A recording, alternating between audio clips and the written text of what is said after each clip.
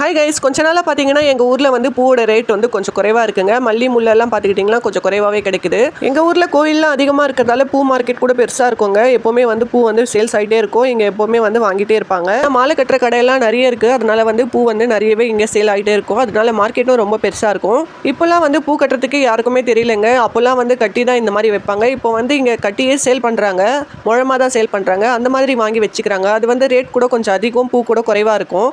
இந்த மாதிரி நீங்கள் வாங்கி கட்டி வச்சுக்கும் போது உங்களுக்கு நிறைய பூ இருக்கும். நீங்க முழமா வாங்குற ரேட்க்கு இந்த மாதிரி வாங்கி கட்டி வச்சுக்கிட்டா 4 நாளைக்கு கூட வச்சுக்கலாம். அஸ்மா வந்து பாத்தீங்கன்னா எப்பவுமே வந்து நான் பூ கட்டும்போது அம்மா எனக்கும் சொல்லிக் கொடுங்க அப்படின்னு சொல்லிட்டே இருப்பா. சின்ன பசங்கள்லாம் கட்டும்போது வந்து பூ வந்து வேஸ்ட் ஆகும். அதனால வந்து நான் என்ன சொல்லுவேன், நாங்கெல்லாம் சின்னதாக இருக்கும்போது வந்து குச்சி வச்சு தான் கட்டி வந்து ப்ராக்டிஸ் பண்ணிக்கிட்டோம். நீ அந்த மாதிரி ப்ராக்டிஸ் பண்ணிக்கோ, அதுக்கப்புறம் பூ வச்சு கட்டிப்பாரு அப்படின்னு சொன்னேன். அவளும் அதே மாதிரி குச்சி வச்சு கட்டி சூப்பராகவே ப்ராக்டிஸ் பண்ணாங்க. நல்லாவும் கட்டி காமிச்சா எனக்கு. அந்த மாதிரி ப்ராக்டிஸ் பண்ணாவே பூ கட்டுறதுக்கு ஈஸியாகவே வந்துருங்க. அதுக்கப்புறம் பார்த்தீங்கன்னா வேஸ்ட்டாக இருக்கு இல்லைங்களா, அந்த பூவெல்லாம் வச்சு கூட கட்டுவாங்க ஒரு சிலர். அந்த மாதிரி கூட ப்ராக்டிஸ் பண்ணலாம். உங்களுக்கு கூட பூ கட்ட தெரியுமா தெரியாதா அப்படின்னு சொல்லிட்டு கமெண்ட்ல சொல்லுங்க. இப்போ நான் வந்து லஞ்ச் தான் ப்ரிப்பேர் பண்ணிட்டு இருக்கேன். இது வந்து காலையில எடுத்த வீடியோ தான். இது நான் ரெடி பண்ணிட்டு இருக்கிறது வந்து உருளைக்கிழங்கு காரக்குழம்பு செய்யறதுக்காக தாங்க இது ரெடி பண்ணிட்டு இருக்கேன். இந்த மசாலா வந்து நான் அரைச்சி தான் சேர்ப்பேன். அதனால வந்து நான் கட் பண்ணி மிக்சியில் போட்டு அரைச்சி தான் இது வந்து சேர்த்து சுவையான ஒரு காரக்குழம்பு வந்து நான் ரெடி பண்ணியிருக்கேன். இது வந்து பீட்ரூட் பொரியல் தான் செஞ்சுட்டு இருக்கேன். என்னடா அது காரக்குழம்புக்கு சம்மந்தமே இல்லாமல் பீட்ரூட் பொரியல் செய்கிறாங்க அப்படின்னு பார்க்காதீங்க.